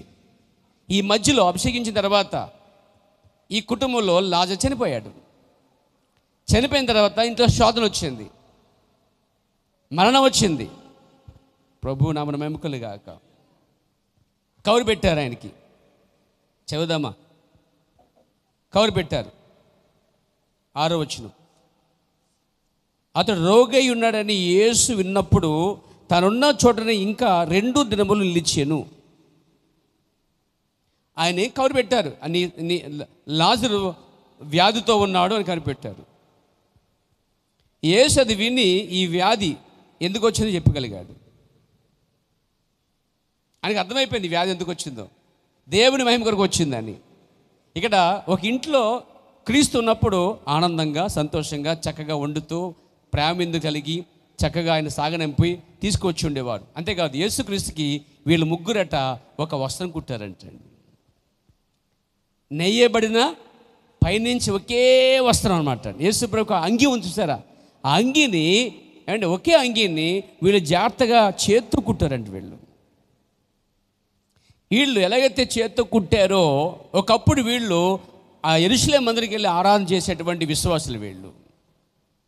ఆ యెరూషలేములో ఆవరణము, పరిశుద్ధ స్థలము, అతి పరిశుద్ధ స్థలం ఉన్నది. ఈ అతి పరిశుద్ధ స్థలములో, అతి పరిశుద్ధ స్థలం అంటే దీన్ని వెనక్కుని అనుకున్నాం, అది ఆవరణము, ఇది పరిశుద్ధ స్థలము, ఇది అతి పరిశుద్ధ స్థలం అనుకున్నాం. ఈ అతి పరిశుద్ధ స్థలానికి ఒక అడ్డుతెర ఉందన్నమాట. ఈ అడ్డుతెరను వాళ్ళే కుట్టారటండి. యెరూషలేములో పెద్ద మందిరములో ఉన్నటువంటి ఆ పరిశుద్ధ స్థలమునికి అతి పరిశుద్ధ మధ్య ఉన్నటువంటి తెరనట వీళ్ళే కుట్టారట. మందిరానికి ఎలాగైతే కుట్టారో, ఇంటికి వచ్చిన సజీవమైన మందిరం యేసుక్రీస్తు అనేటువంటి మందిరానికి వాళ్ళు అంగిని కుట్టారంట అండి. ఈ కాల ప్రవక్త అన్నాడు, దేవుని నామమున మహిమ కలుగాక. వాళ్ళు భౌతికమైన మందిరాన్ని ఎలా అలంకరించారో, చూచుకున్నారో, ఆ ఇంటికి వచ్చిన సజీవ మందిరాన్ని కూడా అలాగే చూశారటండి. ఈయన్ని చూడకముందు, ఈయన కుట్టకముందు వాళ్ళు ఆ మందిరములో విశ్వాసులుగా ఉండి నిజంగానే యేసుక్రీస్తు యొక్క రాకడ కోసం కనిపెట్టే వాళ్ళు వారు కూడా ఉన్నారండి. ఎంత సేవ చేయాలో మందిరం కానీ సేవ చేశారట వాళ్ళు. వాళ్ళ ఫ్రమ్ అడ్రస్ ఎప్పుడు కూడా కేర్ ఆఫ్ అడ్రస్ మందిరం, మందిరం, మందిరం, మందిరం. మరి మీ ఫ్రమ్ అడ్రస్ మందిరంగా ఉంటుంది అసలే. ఒక ఆదివారం మాత్రమే అయితే కనుక మీరు ఇంకా చాలా కార్యాలు మార్చుకోవాలండి. మీలో కొంతమంది మధ్య మధ్యలో వచ్చి ప్రార్థన చేస్తున్నాను, చూస్తున్నాను, నాకు కనిపిస్తుంది. చాలామంది చర్చలకు వచ్చి ఎప్పుడు ప్రార్థన చేసుకున్నారు. ఇదివరకు మీలో కొంతమంది ఫ్యామిలీ భార్య భర్తలు వచ్చి సాయంకాలం ప్రార్థన చేసుకుని వెళ్ళిపోతుండేవారు. ఇప్పుడు తగ్గిపోయారు మీరు. మీ మందిరం కేర్ ఆఫ్ అడ్రస్ మారిపోతుంది. ఒకప్పుడు మందిరంలో భార్య భర్తలు, సహోదరులు, కుటుంబాలు వచ్చి ప్రార్థన చేసుకునేవాళ్ళు. అది మీ care of address, Martha Maria Lazarus వల్లే. కానీ ఇప్పుడు మీ కేర్ ఆఫ్ అడ్రస్ ఎక్కడ ఉంటుందో తెలియట్లేదు. మీరు ఏ అడ్రస్లో తిరుగుతున్నారో అర్థం కావట్లేదు. మీ కేర్ ఆఫ్ అడ్రస్ కనుగోలేకపోతున్నాం. కానీ బైబిల్లో మార్తా మరియా ఎక్కడున్నారో అడిగితే వాళ్ళు అంటారట, అయ్యా ఇవాళ మందిరంలో ఉన్నారని చెప్తారట. వాళ్ళు చుట్టుపక్కల అడిగితే అంటారట, అయ్యా మార్తా మరియా లాజరు ఎప్పుడు ఎక్కడ ఉంటారట, మందిరంలో ఉంటారయ్యా అని పక్క వాళ్ళు చెప్పేవారంట అండి. అంటే దేవునికి ఎంత మహిమ తీసుకొస్తుంది చూడండి అక్కడ. దేవునికి స్తోత్రం కలిగాక. అంటే మరియా మార్తా ఇంటి పక్క ఎవరైనా వచ్చి, అయ్యా మరియా మార్తా లాజరు ఎక్కడ ఉన్నారమ్మా అని అడిగితే వాళ్ళు ఎప్పుడు చెప్పేవారట, అయ్యా మీరు పలానా మందిరం ఉంది అక్కడ ఉంటారు చూడండి. మరి అది కేర్ ఫర్ అడ్రస్. ఈరోజు ఆదివారం బుధవారం చర్చికి రాకుండా బయట ఉన్నాం అనుకోండి, బయటే ఉంటున్నాం అనుకో చాలాసార్లు, ఆ బయట వ్యక్తి మీకోసం ఏ సాక్ష్యం ఇవ్వలేడు, ఇస్తాడా? అదే నువ్వు బుధవారం మానకుండా ఆదివారం మానకుండా స్త్రీల ప్రార్థన మానకుండా స్త్రీలు ఆ విధంగా వచ్చేటప్పుడు నీ చుట్టూ ఉన్న వాళ్ళు ఏమంటారంటే, ఈరోజు శనివారం ఉదయకాలము వాళ్ళు ఇక్కడ ఉండరు. ఎక్కడ ఉంటారు వాళ్ళు? ఎక్కడుంటారు? మంచాల మీద ఉండరు, ఇల్లు కడుక్కోరు, గుమ్మాల మీద కూర్చుని సోద ఆడుకోరు, లేదా బయట ఊరికే మార్కెట్కి సోదామరం అంటే శుభ్రం వెళ్ళినట్టు వెళ్ళిపోయి జీవితం పాడు చేసుకోరు. వాళ్ళు శనివారం ఉదయకాలంలో దేవుని మందిలో ఉంటారని ఒక సాక్ష్యం పొందుకోవాలి సిస్టర్స్. మీరు కూడా శనివారం ఉదయకాలంలో ఇంటి దగ్గర ఉన్న స్త్రీలకు చెప్తున్నానండి, మీకు ఇంటికడ పని ఏంటి అసలే? శనివారం పనికి వెళ్ళకపోతే అది వేరే విషయం. పనికి వెళ్ళకుండా ఉన్న స్త్రీలు శనివారం చర్చిలో ప్రార్థన చేయకుండా అందరూ ప్రార్థన చేస్తుంటే మీరేం చేస్తున్నారు? ఇంటికడ ఏం చేస్తున్నారు? వంట చేస్తున్నాం, మంచిది కాదంటలేదు. మార్త కూడా వంట చేస్తుంది. బయట మార్కెట్కి వెళ్ళాం, ఓ లాజరు కూడా ఆ పనే చేస్తున్నాడు. కానీ ఇక్కడ మరియా స్థానం ఏది? మరియా అలా చేయలేదే. మరియా యేసు పాదాల దగ్గర నుండి వాక్యం వింది, ఇంకా తర్వాత అభిషేకించింది ఆ పాదాలని. బుధవారం ఆదివారం మీరు వస్తున్నారంటే నీ పక్క వాళ్ళు ఈరోజు ఆ బ్రదరు లేక ఆ సిస్టరు ఈరోజు బుధవారం అంటే వాళ్ళకి ప్రార్థన ఉంటుంది, వారు అక్కడే దొరుకుతారు మీకు అని చెప్పగలగాలి వాళ్ళు. బ్రదర్ ఎక్కడ అని అడిగితే, బుధవారం ఎవరు అడిగితే ఇక్కడే ఉన్నాడు బ్రదర్, ఎక్కడ ఉంటాడు, పనిలో ఉంటాడు, ఇక్కడ పలానా చోట ఉంటాడు అని చెప్పాడంటే ఒకడు, నీ బుధవారం గురించి చెప్పాడంటే నీ సాక్ష్యం పోయింది. ఆదివారం అండి వీళ్ళు చర్చికి వెళ్ళరండి, ఇక్కడే ఉంటారు, ఇక్కడే సరిగా వెళ్ళరు, ఏ రోజు సరిగా వెళ్ళినట్టు కనిపించలేదు అని అనరుకోండి, నీ సాక్ష్యం పోయింది అక్కడ.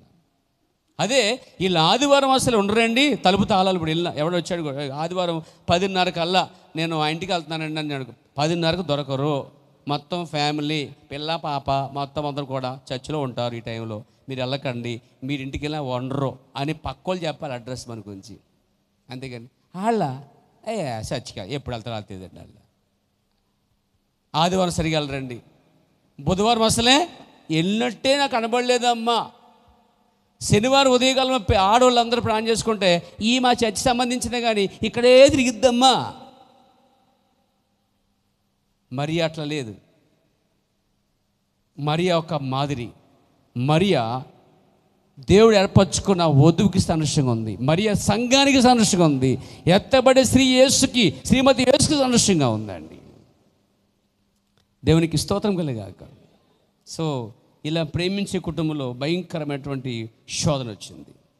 ఈ కాల ప్రవక్త అంటున్నాడు, నాతో ఉన్నారా? ఆమేన్ చెప్తారు. హల్లెలూయా. మార్తా మరియా మరియు లాజరును ప్రేమించిన వారు. మార్తా మరియా లాజరును ప్రేమించినప్పుడు సమాధి జరుగుతున్న కార్యములో వాళ్ళు ఏడుస్తున్నారు. అక్కడ యేసు వచ్చాడు అక్కడికి. ఎప్పుడు వచ్చాడంటే చెప్పిన 2 రోజుల తర్వాత వచ్చాడండి. ఏమండి, మనమైతే ఎప్పుడు చెప్తే ఇప్పుడు వచ్చాడు పాస్టర్ గారా అని సాగడి చేస్తాం. మనం నిజంగానే కొన్ని సందర్భాల్లో ఆయన ఏ పనిలో ఉన్నాడో అనే ఆలోచన లేకుండా, అర్థం చేసుకోకుండా, నీకు మాత్రం అన్ని సమయంలో పాస్టర్ వచ్చేయాలి, నువ్వు మాత్రం పాస్టర్ కనిపించవు, సంఘాలు కనిపించవు, కోటలో కనబడవు. ఏమండి, స్తుతి కోటాలు, ఆరాధన కోట, ఉపాసనలు ఎక్కడ కనిపించవు. నీకు మాత్రం సంఘం పాస్టర్ మీ అడగగానే కళ్ళ ముందు ప్రత్యక్షం అయిపోవాలి. కొంతమంది ఉంటారండి, వాళ్ళ కోటలు మాత్రమే జనం వచ్చేయాలండి, వీళ్ళు మాత్రం ఏ కోటలకి రారు.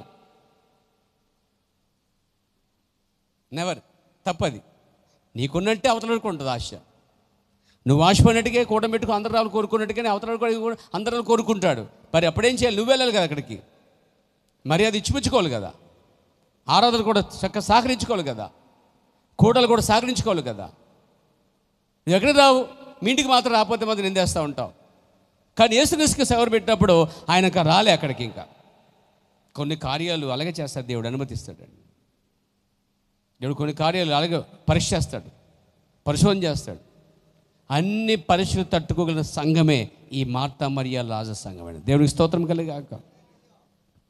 ఆయన చూచి యేసుక్రీస్తు కూడా ఏడ్చాడట. వాడిని చూసి ప్రవక్త అన్నాడు, ఆయన మహోన్నతమైన ప్రేమ గల హృదయం అంట అయింది. ఆయన మనిషిని చూచినప్పుడు, ఆయన స్నేహితులు బాధపడుతున్నప్పుడు వారితో కలిసి కూడా ఆయన బాధపడ్డాడంటండి. బైబిల్ అంతట్లో ఉంది, యేసు కన్నీళ్ళు విడిచెను అని. దేవుడు ఏడ్చాడండి అక్కడ. స్నేహితులుగా చూశాడు వారిని. ఎందుకంటే వారు ఎప్పుడు ఆయనకి ఆదరించేవారు, ఆతిథ్యం ఇచ్చేవారు, అన్ని చక్కపరిచేవారు. మార్తా ఒక పని, రాజు ఒక పని అయితే మరియా అక్కడ ఎక్కువ కూర్చుని వాక్యం వినే పనిలో ఉండేది. ఆ కుటుంబాన్ని ఆయన ఎంతో ప్రేమించాడు కూడా. మార్తని, మరియా, లాజరును యేసు ప్రేమించును రాయబడింది బైబిల్లో. నిన్ను ప్రేమిస్తున్నాడు ఆయన. ఒక మార్తా, మరియా, లాజరునే కాదు, ఇక్కడ కూర్చున్న ప్రతి వ్యక్తిని, ఆయన వద్దకు వచ్చి ఆయన సేవ పరిచయం ప్రతి వ్యక్తిని ఆయన ప్రేమిస్తున్నాడు. ఆయన ప్రేమించే కుటుంబంలో మరణం వచ్చింది, ఆయన ఆరాధించే కుటుంబంలో మరణం వచ్చింది, శోధన వచ్చింది. ఈ కాల ప్రవక్త అంటున్నాడు, ప్రేర దేవునికి స్తోత్రం కలిగాక, విరిగి నలిగిన హృదయం గల వారి మధ్య ఆయన ఉండునని నేను ఎరుగుదును. ఈ కాల ప్రవక్త అన్నాడు, ఇరిగి నలిగిన హృదయాల మధ్య ఆయన ఉంటాడట. మార్తా మరియాలు హృదయాలు నలిగిపోయి ఇరిగిపోయినాయండి. తన సహోదరుడు చనిపోయాడు, సమాధి చేసేసారు. ఆయన్ని పోగొట్టుకున్నామనే బాధలో ఉన్నారండి. అప్పుడు యేసుక్రీస్తు వచ్చాడు. ఆయన అంటున్నాడు, మార్తా, మరియా, లాజరు వీళ్ళ గురించి యేసుక్రీస్తు అట పూర్తిగా ఎరిగి ఉన్నాడట అండి. అంతేకాదు, ఇక ప్రవక్త అన్నాడు, విరిగి నలిగిన హృదయం గల వారిని మధ్య ఆయన ఉంటాడని నాకు తెలుసు అన్నాడు ప్రవక్త. అందుకు నేను ఎంతో ఆనందించుచున్నాను అన్నాడు ఈ కాల ప్రవక్త అండి. ఆయనకేం అర్థమైందో అది నీకు అర్థం అవ్వాలి. మధ్యాహ్న కాలంలో విరిగి నలుగురి మధ్య ఆయన ఉండటం వలన ప్రవక్త అన్నాడు, నేను ఆనందించుచున్నాను అన్నాడండి. ఆనందిస్తా ఉన్నాను అన్నాడు. వై? ఎందుకనంటే చెప్తున్నాడు, వినండి. మరియు మన యొక్క దుఃఖములలో మనలను విడిచిపెట్టిన వాడు కాడు. దీనికి మీరు చెప్పకూడదు ఏమైనా వచ్చాయండి. ఆయన అంటున్నాడు, మన దుఃఖములో మనల్ని విడిచిపెట్టేవాడు కాడట ఆయన. అంతేకాదు, అంతా విఫలమైపోయినప్పుడు, భూ సంబంధమైన ఆఖరి ఆశలన్నీ అంతరించిపోయినప్పుడు ఆయన మన పక్కనే నిలబడతాడు. ఓ దేవునికి మహిమ కలుగాక. ఎంత గొప్ప ఆదరణ మాట అండి ఇది. ఎంత ధైర్యం ఇస్తుంది.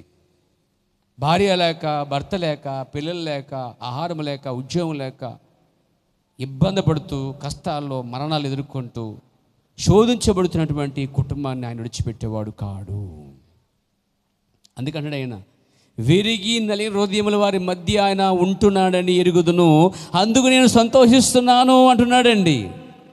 ఆయన పక్కనే ఉంటాడట. చాలాసార్లు మనం చెప్పుకున్నాం, అందరు నన్ను ద్వేషించారు, అందరికీ దూరం అయిపోయాను, నేను ఎవరు నన్ను ప్రేమించట్లేదు, ఎవరు నన్ను పట్టించుకోలేదు. ఒక ఆయన సముద్రం పక్కన నడుచుకుంటూ ఏడుస్తూ పోతున్నాడట. దేవుని కుమారుడు, దేవుని నమ్మినటువంటి విశ్వాసి. నన్ను ఎవరు ప్రేమించట్లేదు, నాతో ఎవరు స్నేహం చేయట్లేదు, అసలు నన్ను ఎవరు పట్టించుకోలేదు, నేను ఒంటరి వాడిని, నాతో ఎవరు లేరు అని ఏడ్చుకుంటూ వెళ్ళిపోతున్నాడు. ఆఖరిగా అన్నట్ట, ప్రభువా ఈ సమయంలో నువ్వు కూడా లేవా అన్నాడట. మాట్లాడుకుంటూ పోతున్నాడండి ఆయన. ఇంటివారు అర్థం చేసుకోవట్లేదు. కొన్ని సందర్భాలు ఇంటివారు అర్థం చేసుకోరు, కన్నవారు అర్థం చేసుకోరు, స్నేహితులు అర్థం చేసుకోరు, బంధువులు అర్థం చేసుకోరు, నమ్మిన భార్య, నమ్మిన భర్త అర్థం చేసుకోరు, నమ్మిన పిల్లలు, నమ్మిన తల్లిదండ్రులు అర్థం చేసుకోరు, స్నేహితులు, చదువుకునేవారు, పనిచేసేవారు, మన చుట్టూ ఉన్న సొసైటీ కొన్ని సందర్భాల్లో మనం ఎవరిని ఎక్కువ ప్రేమిస్తామో వారే మనల్ని అర్థం చేసుకోరు, కొన్నిసార్లు అపార్థం చేసుకుంటారు. అప్పుడు ఆ బాధ వర్ణని తీరణం అన్నమాట. ఆ వేదన అనుభవించడానికి అర్థమవుతాయండి. అలా అందరూ చేత ద్వేషించబడ్డాను, ఎవరు నన్ను ప్రేమించట్లేదు, అందరూ నన్ను విడిచిపెట్టేశారు.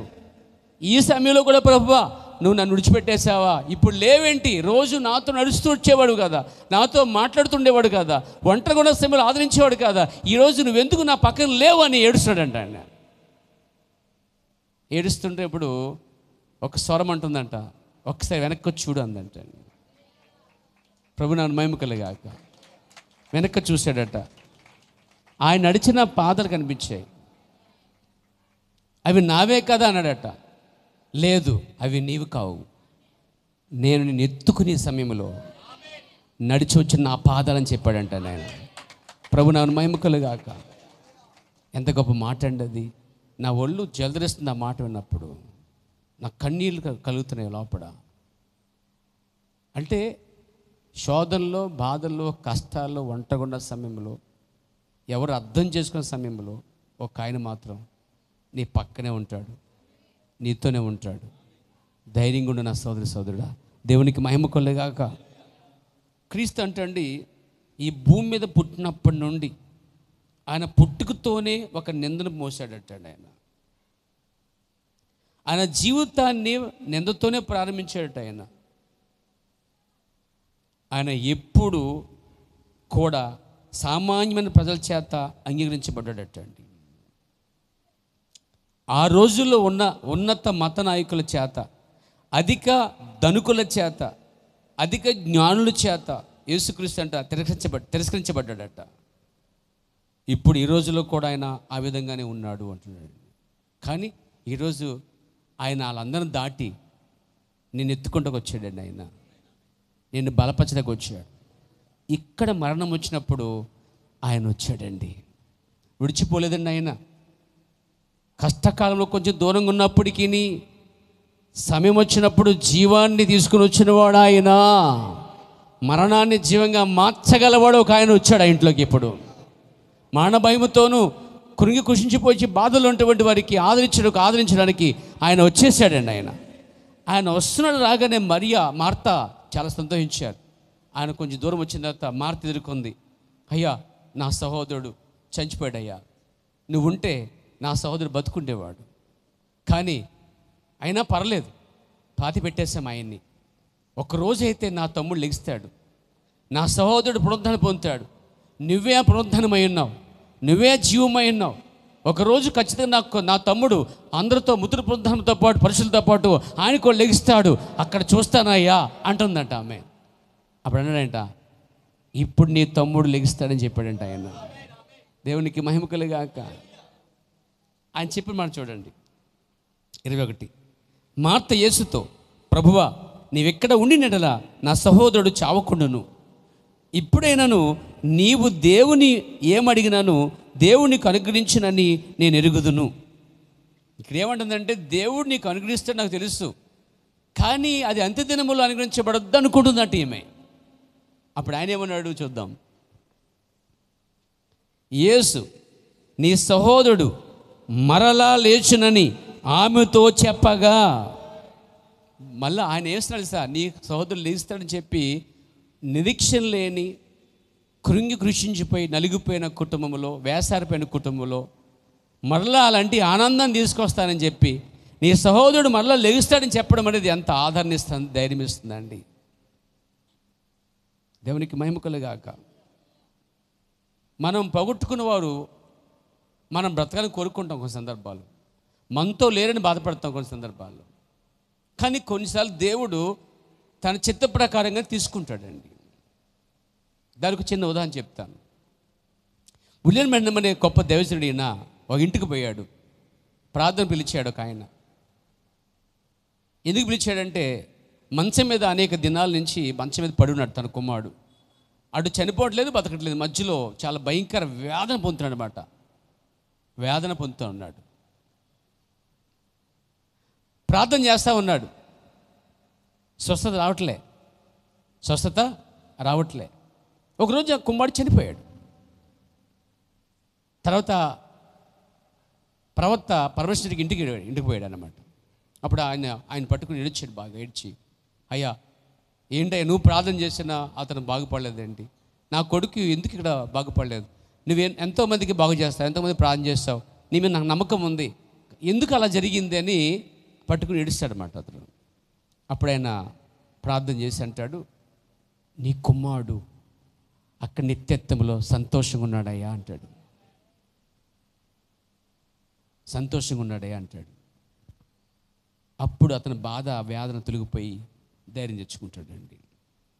ఒకవేళ ఆ కుమారుడు ఇక్కడే ఉండుంటే కనుక చనిపోయేదాకా తన తండ్రి కళ్ళ ముందే జీవితకాలం అతను సేవ చేసి బాధపడి ఏడ్చి రోజు బాధపడి ఇబ్బంది పడే కన్నా, అవునయ్యా నా కొడుకు అక్కడే ఉంటే మంచిది, సంతోషం అని అడిగాడట.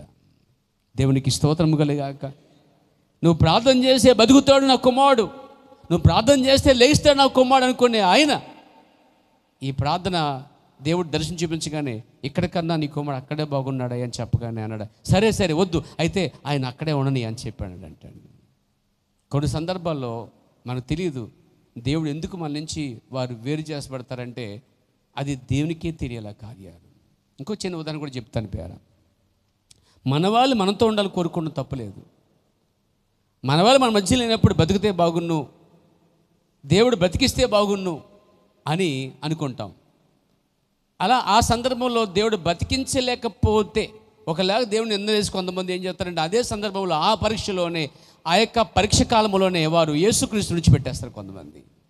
అయ్యో నేను ఇంత బతి చేశాను, నేను నమ్మంగా ఉన్నాను, దేవుని కోసం సమర్పించుకున్నాను, నా తండ్రి చావుబతులు ఉంటే దేవుడు నా ప్రార్థన లేదు, ఎవరి ప్రార్థన లేదు, నా తండ్రి లేక నా తల్లి చనిపోయాడు కాబట్టి నేను యేసుక్రీస్తు నాకు ఉపయోగం లేదని చెప్పి కొంతమంది యేసుక్రీస్తు నుంచి ఉడిచి బయటకు పోతున్నారండి. బయటకు పోయారు కూడా చాలామంది.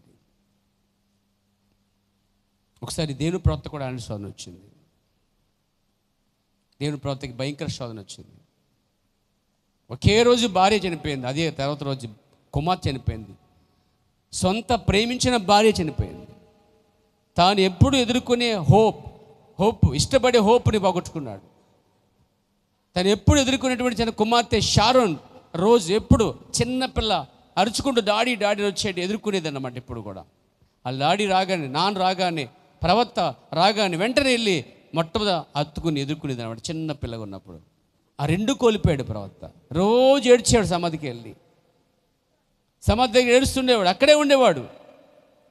అయ్యా ప్రవక్త ఎక్కడున్నాడు, ఆ విలియం ఎక్కడున్నాడు, అదిగో సమాధిలో ఆ భార్య తన కుమార్తె సమాధి ఏడుస్తూ కూర్చున్నాడు అని చెప్పేవారంట. అలా కృంగిపోయాడు చాలా రోజులు, చాలా బాధపడిపోయాడు. ఎంత సేవ చేస్తున్నాను, ఎంత పరిచయం చేస్తున్నాను, ఇన్ని అద్భుతాలు జరిగాయి, ఇంతమంది బతికారు, ఇంత పేరు ఉంది, ఇంత మంచి పరిచర్య ఉంది, నా కుటుంబానికి ఇంత శోధన వచ్చింది, ఇంత చేస్తుంటే ఇలాగైందని చెప్పి బాధపడుతూ కృంగిపోతున్నాడు. ఆ సమయంలో సాతానుడు వచ్చాడు అక్కడికి అండి. చూడు నీ భార్య చనిపోయింది, నువ్వు యేసుక్రీస్తు నిన్నాడే ఏకరీతిగా చెప్తున్నావు, ఊరంతా ఆయన సజీవుడని చెప్తున్నావు, ఆయన మంచోడని చెప్తున్నావు, ఆయన గొప్పవాడని చెప్తున్నావు, కానీ నీకేం చేశాడు ఆయన? ఇదే శోధన అందరికీ వస్తుందండి. అదేవిధంగా ప్రవక్త బ్రహ్మం కూడా వచ్చింది. నీ భర్త నీ భార్యను తీసుకున్నాడు, తర్వాత నీ కుమార్తెని ప్రేమించే షారోను తీసుకున్నాడు. నీకేం చేశాడు ఆయన? ఇంకా నువ్వు ఆయన ప్రకటిస్తావా? ఏం చేస్తావు నువ్వు అన్నప్పుడు ప్రవక్తకి ఇంచుమించుగా ఒక విధములు చెప్పాలంటే క్రీస్తు నుంచి ఇక ఆ బాధలోంచి క్రీస్తు నుంచి బయటకు పోదాం అనుకున్నాడండి. వెంటనే దేవుడు ఆ చెట్టు చాటు నుంచి చనిపోయిన తన భార్యని, తన కుమార్తెని అలా చూపించాడు దేవుడు అండి. చూడు అన్నాడు. నిదానం చూశాడు. వాళ్ళ నా దగ్గర సజీవుగా ఆరోగ్యంగా ఉన్నారు, ఏదో ఒక రోజు ఇక్కడికి వస్తా ఉన్నాడండి. చాలు, నేను ఇంకా యేసుక్రీస్తుని నిన్న నేడు ఎక్కడెక్కడ ప్రకటిస్తాను అని సాతాను సమాధానం చెప్పాడండి. ఎన్ని కష్టాలు వచ్చినా, ఎన్ని శోధన వచ్చినా, బాధలు వచ్చినా, నా ఇంట్లో ఆనందం పోయినా, ఏం జరిగినా నేను క్రీస్తుని విడిచిపెట్టను, ఆయన్ని ప్రకటిస్తాను. ఒకడు ఉన్నాడు, నరకం తప్పించుకోవాల్సిన ఒక మార్గం ఉంది, చేరవలసిన నిత్యజీవం అవుతుందని చెప్పి మిద్దెల మీద, మేడల మీద, వీధుల మీద ఎక్కడైనా ప్రకటిస్తూ ఉంటాని చెప్పి దేవునికి మాట ఇచ్చి వచ్చాడండి ఆయన. దేవునికి మహిమ కలుగాక. కాబట్టి ప్రభుని కలిగిన ఎంత జీవితం జీవించినా మన ఇంట్లో శోధన, మన ఇంట్లో వచ్చే బాధలు, ఈ పరిస్థితులు వచ్చినప్పుడు ఎంత బాగా దేవుని కలిగి ఉన్నాను, ఎంత బాగా బతికేస్తున్నాను, అన్నీ దేవుని కోసం మానుకున్నాను, నాకే రావాలా అని అనుకుంటే నిజం చెప్పాలంటే మరి కాయలున్న చెట్టుకే ఎక్కువ దెబ్బలు తేలుతాయి అంటారు. ఎక్కడ దేవుడు ఉన్నాడో, ఎక్కడ దేవుని పిల్లలు ఉన్నారో అక్కడ పోటీ పోరాటం ఉంటుంది. ఎక్కడ దేవుడు లేడో అక్కడ ఎటువంటి పరీక్షలు ఉండవు. ఎక్కడ దేవుడు ఉన్నాడో అక్కడ దెయ్యం కూడా పోటీ పడుతూ ఉంటుంది పేర. అందుకని ఇక్కడ ఈ శోధన వచ్చినప్పుడు ఆమె అంటుంది, అయ్యా నా తమ్ముడు బతుకుండేవాడు అంటుంది. నమ్మకం ఉంది ఆమెకి, కానీ ఎప్పుడు అంత్య దినాల్లో లేపబడతాడు అని ఒక నమ్మకం ఉంది. ఆయన అంటాడు, నీ తమ్ముడు లెగిస్తాడని చెప్తాడు. దేవుడికి స్తోత్రం కలుగాక. అమ్మటం అక్కడ 24 చూడండి. మార్త ఆయనతో, అంత్య దినమన్న పునరుద్ధానమందు లేచునని నాకు తెలుసయ్యా అన్నది. ఆయన చెప్పిన మాట ఆమెకి ఇంకా అర్థం కాలే. ఇప్పుడు లెగిస్తాడు నీ తమ్ముడు అని చెప్తున్నాడు ఆయన. ఆమె అనుకుంటుంది అంత్యదినము లేస్తాడని నాకు తెలుసయ్యా అంటుంది. జస్ట్ మిస్అండర్స్టాండ్ అనమాట. అప్పుడు మళ్ళా చెప్పాడు ఆయన, అందుకు యేసు, పునరుద్ధానము నేనే, జీవము నేనే, నా యందు విశ్వసించిన వాడు చనిపోయిన బ్రతుకును, బ్రతికిన యందు విశ్వాసముంచు ప్రతివాడు ఎన్నటికీ చనిపోడు. ఈ మాట నమ్ముచున్నావా అని అడిగాడండి. అయ్యా నేను నమ్ముతున్నాను, పద సమాతాడుకు వచ్చారు. ఇక అందరూ ఏం చేస్తారంటే, ఎప్పుడు యేసుప్రభువు వచ్చినా ఇంట్లో ఆనందం సంతోషం ఉండేది. ఈయన వచ్చాడు, ఇప్పుడు వచ్చాడు ఈయన. ఏమంటారు జనం, పబ్లిక్ ఏమంటారు, ఇప్పుడు వచ్చాడు ఆయన, అన్నీ అయిపోయి వచ్చాడు, ఇప్పుడు కౌరు పెడితే ఇప్పుడు వచ్చాడని బయటలు రకరకాల మాట్లాడుతూ ఉంటారు. కానీ మార్తా మరియు లాజరు మాత్రం ఆయన నిందించట్లే. ఆయన గురించి వారికి బాగా తెలుసు, అవగాహన ఉంది. లోకం కోడే కూర్చున్నా వీళ్ళు డిస్టర్బ్ అవ్వట్లేదండి. నువ్వు డిస్టర్బ్ అవుకుండా చూసుకోవాలి. లోకం కోడే కూర్చున్నా నువ్వు మాత్రం డిస్టర్బ్ అవ్వకుండా స్ట్రాంగ్గా ఉన్నావా మార్తా మరియు లాజరు వల్ల చూడు, లేకపోతే మరియా మార్త వల్ల స్ట్రాంగ్ ఉన్నావు చూడు. వీళ్ళు స్ట్రాంగ్గా ఉన్నారు, వీళ్ళిద్దరు కూడా స్ట్రాంగ్గా ఉన్నారు. తర్వాత ఆయన అక్కడికి వెళ్ళి వాళ్ళంతా చెప్పుకున్నారన్నమాట. ఇప్పుడు ఈయన ఏం చేస్తాడు, ఏం చేస్తాడు ఈయన వచ్చి అనుకుంటున్నారు. అంత ప్రేమించినోడైతే మరి ఆయన బ్రతికించొచ్చుకోదా, ఏం చేశాడు ఈయన అని చెప్పి రకరకాలుగా నిందలేస్తున్నమాట. అప్పుడు వాళ్ళ అవిశ్వాసాన్ని చూసి, వాళ్ళ నిందలు అనుకునే మాటలు చూసి, వీళ్ళు ఏడుపు చూసి ఆయన కూడా వాళ్ళతో పాటు ఏడ్చాడండి.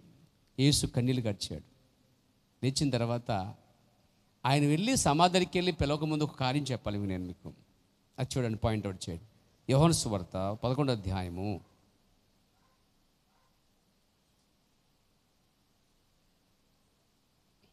32 వచ్చిన చెబుతారా. అంతటా ఎవరండి ఈమె, పాయింట్అవుట్ చేయండి. ఇందాక మరియా ఫస్ట్ ఆ యేసు పాదాల దగ్గర వాక్యం ఉన్నది, తర్వాత యేసు పాదాలకి అత్తరు పూసింది. ఇప్పుడు మూడోది, మరియా యేసు ఉన్న చోటికి వచ్చి కరెక్ట్గా ఇది ఏ సమయమో, తన సహోదరుడు పోగొట్టుకుని ఏడుచుచు బాధపడుతున్న సమయంలో, ఇరిగి నలిగి నిలదీక సమయంలో ఆమె ఏం చేసింది చూడండి. యేసున్న చోటికి వచ్చి ఆయన చూచి ఆయన పాదాల మీద పడి, సరిగ్గా పాదాల మీద పడిపోయింది. ఇప్పుడు ఫస్ట్ పాదాల దగ్గర కూర్చుని వాక్యం ఉంది, 2 పాదాలను అభిషేకించింది, 3 సమయం వచ్చినప్పుడు పాదాల మీద పడిపోయి, ప్రభువా సర్వము నువ్వేమన్నా చేయగలవని. సంఘం అలా వచ్చేయాలి ప్రియారా. మన సర్వము ఆయనకి ఇచ్చేసేవారుగా ఉండాలి. ఏం చేసినా ప్రభు నీ చిత్తమని అప్పగించేసుకోవాలి. ఆమె వచ్చేసింది, దేవుడి స్తోత్రం కలిగాక. ఆమె పూర్తిగా పాదాలు పడిపోయిందండి. ప్రభుని ఇక్కడ ఉన్నలా నా సహోదరుడు చావకుండా అని చెప్పి ఆమె కూడా ఉంది. ఆమె ఏడ్చుటయు, ఆమెతో కూడా వచ్చిన యూదులు ఏడ్చుటయు యేసు చూచి కలవరపడి ఆత్మలు మూలుగుచ్చు అతను ఎక్కడ ఉంచారని అడిగారు. వారు ప్రభువా వచ్చి చూడమని చెప్పారు. ఇలా ఆయన కొంచెం ముందుకు వెళ్ళి లాజరు అని అడిచాడట. దేవుని మహిమ కలుగాక. సమాధులు తెరబడ్డాయండి. అడు మాట చెప్పాడు ఆయన, మీరు దాన్ని తొలగించండి అని చెప్పాడండి. దేన్ని? రాత్రి వేసేసారు కదా, ఆ రాయి తొలగించమని చెప్పాడు. ఏమండి, రాయి తొలగును గాక అంటే తొలగదా? మరి ఎందుకు చెప్పాడండి ఆయన? రాళ్ళు తొలగించండి అన్నాడండి. జీవాన్ని రాకుండా అడ్డుగా ఉన్న బండని తొలగించండి అన్నాడంటే అవిశ్వాసాన్ని తొలగించండి, లోపల భేదాలు తొలగించుకోండి, దేవుని కార్యం చూడగలుగుతారు. ఎంత గొప్ప పాఠం. దేవునికి మహిమ కలుగాక, దేవునికి స్తోత్రం కలుగాక. చెప్పొచ్చు హల్లెలూయా, హల్లెలూయా. ఈయన పక్క నిందలు అవమానాలు పొందినప్పటికీ ఆయన మాత్రం ఆ కుటుంబంతో వచ్చి లాజరు అని పిలవగానే ఏమండి అందులో ఉన్న లాజరు సజీవుడిగా బయటకు వచ్చేసాడండి. దేవునికి స్తోత్రం కలిగాక, దేవునికి మహిమ కలిగాక, చెప్పొచ్చా దేవునికి మహిమ కలిగాక. సజీవుడిగా ఇక పాయింట్ ఇక్కడ, అక్కడ పునరుద్ధానం జరిగిందండి. ఒక పునరుద్ధానం జరిగిన తర్వాత అతను లేచాడు. Praise the Lord. Point out చేయండి. ఫస్ట్ మార్త వింది, తర్వాత అభిషేకించింది, తర్వాత పూర్తిగా పాల మీద పడిపోయిందండి. అంటే ఇక నువ్వే చేయ ప్రభు అని ఇష్టం, ఏం చేసినా పర్లేదు, నువ్వు చేయ ప్రభు అని పూర్తి అధికారం ఆయనకు అప్పగించేస్తే ఆయన ఏదో ఒకటి చేస్తాడు మన జీవితంలో. ఈ మధ్యాహ్న కాలంలో పూర్తి అధికారము వింటం మాత్రమే కాదు, అభిషేకించడమే కాదు, కానీ పూర్తిగా ఆయన మీద పడిపోయి, పాదాల మీద పడిపోయి, ప్రభు నీ చిత్తం అని చెప్పి ఎప్పుడైతే పూర్తిగా అధికారంగా అప్పగించేసుకుంటావో ఆయన నీ జీవితంలో ఏదో కార్యం చేస్తాడు. అప్పుడే కదా లాజరు నడిచాడు. సమాధులన్నీ బయటకు, ఆ సమాధిలోంచి ఆయన బయటకు వచ్చేసాడంటే. అంటే ప్రవక్త అంటాడు, లాజరు అని పేరు పెట్టకుండా బయటకు వచ్చేయండి అంటే అందరూ వచ్చేస్తారండి బయటకు వాళ్ళు. అందుకే స్పెషల్గా లాజర్ని మాత్రమే విడిపించాడంటే. దేవునికి మహిమ కలిగాక. ఇంకేళ్ళ ప్రవక్త అంటాడు, యేసు ప్రభు తన జీవితంలో ఎప్పుడూ సమాధి కార్యక్రమం పాల్గొలేదంటాడు ఆయన. మనం సమాధి కార్యక్రమం పాల్గొంటాం, ఇది మనం యేసు ప్రభు కాదు కాబట్టి. ఆయన ఎప్పుడు ఆ సమాధి కార్యక్రమం పాల్గొదంటండి. అసలు ఆ ప్రవక్త అంటాడు, ఆయన కనుక సమాధి కార్యక్రమం పాస్టర్ గారికి వెళ్ళి ఆయన కూడా బయలుపెట్టుకుని ప్రార్థన చేస్తే సమాధులు అన్నీ లేచిపోతాయట. ఎందుకు? జీవం అండి. ఆయన జీవం ఎక్కడ ఉందో అక్కడ మరణం ఓడిపోతుంటండి. నీ జీవితంలో ఆ జీవాన్ని నింపుకోగలిగితే మరణాన్ని జయించగలుగుతాం. దేవుడికి స్తోత్రం కలిగాక. లాజరు బయటకు వచ్చాడండి. దాని అర్థం పునరుద్ధానం. నీ జీవితంలో ఒక పునరుద్ధానం కావాలి. ఇప్పుడు ఈ పునరుద్ధానం అయిన తర్వాత సజీవులుగా ఉన్న వాళ్ళు చనిపోయిన వరకు సాదృశ్యంగా ఉంది. అదంతా కూడా పాయింట్ అవుట్ చేయండి. ప్రభు వచ్చినప్పుడు ముందు ఎవరు లేస్తారు? చనిపోయిన వాళ్ళు లేపడుతున్నారు. దానికి సాదృశ్యంగా ఉంది లాజరు యొక్క సమాధి కార్యక్రమం. సజీవులుగా ఉన్న మరియా మార్తలో సజీవుగా ఉన్నటువంటి వధువు సాదృశ్యంగా ఉన్నారు. ఇప్పుడు వీళ్ళు లేచిన తర్వాత మనం ఎక్కడికి వెళ్తాం? మనము మర్చిపోయారా? విందుకి వెళ్తున్నామండి. వెళ్ళగానే ప్రభురాత్రి మనం తీసుకుపోతున్నాం. 11వ అధ్యాయంలో సంఘం ఉంది, శోధన ఉంది, అవమానాలు ఉన్నాయి, క్రీస్తు వచ్చాడు, అక్కడ సజీవులయ్యారు, పునరుద్ధానం జరిగింది. ఎక్కడైతే 3 పని జీవితాలు ఉన్నాయో దేవుడు సిగురింప చేశాడు. నిరిగిన హృదయంతో దేవుడు అక్కడ వారి మధ్య నివసించాడు. అక్కడ దేవుడు వారితో నివాసం చేశాడు. ఆయన ద్వారా పునరుద్ధానం జరిగింది అక్కడ. అప్పుడు ఆ తర్వాత 12వ అధ్యాయం వచ్చేసేయండి. 12వ అధ్యాయంలో ఏం జరిగి చూద్దాం.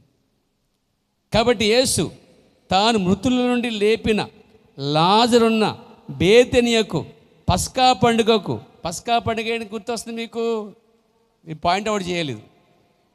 ఇక్కడ సహవాసము, శోధనలు, వాక్యం వినటం, అభిషేకించబడటం, పాదల మీద పడటం జరిగింది. తర్వాత పునరుద్ధానం జరిగింది. అక్కడ పునరుద్ధానం తర్వాత ఒక విందు జరుగుతుంది. ఎక్కడ? బేతనియలో.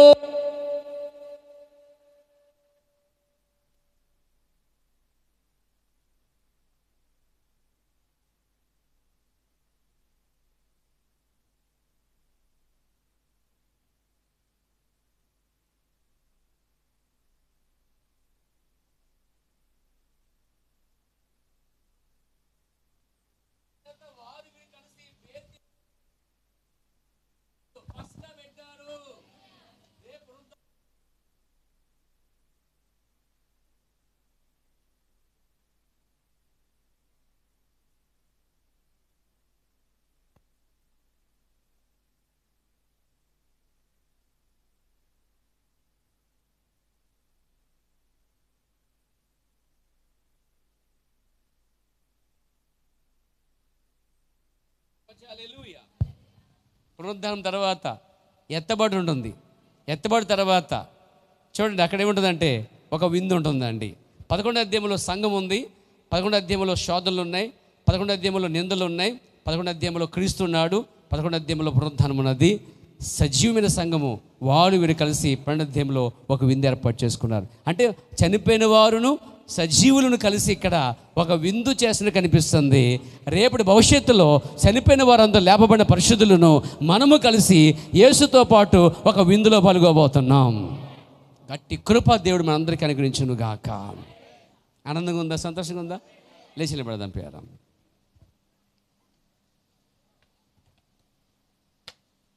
అందరూ లేచి దేవుని స్తుతిద్దాం. Hallelujah, hallelujah. Thank you Lord. Hallelujah.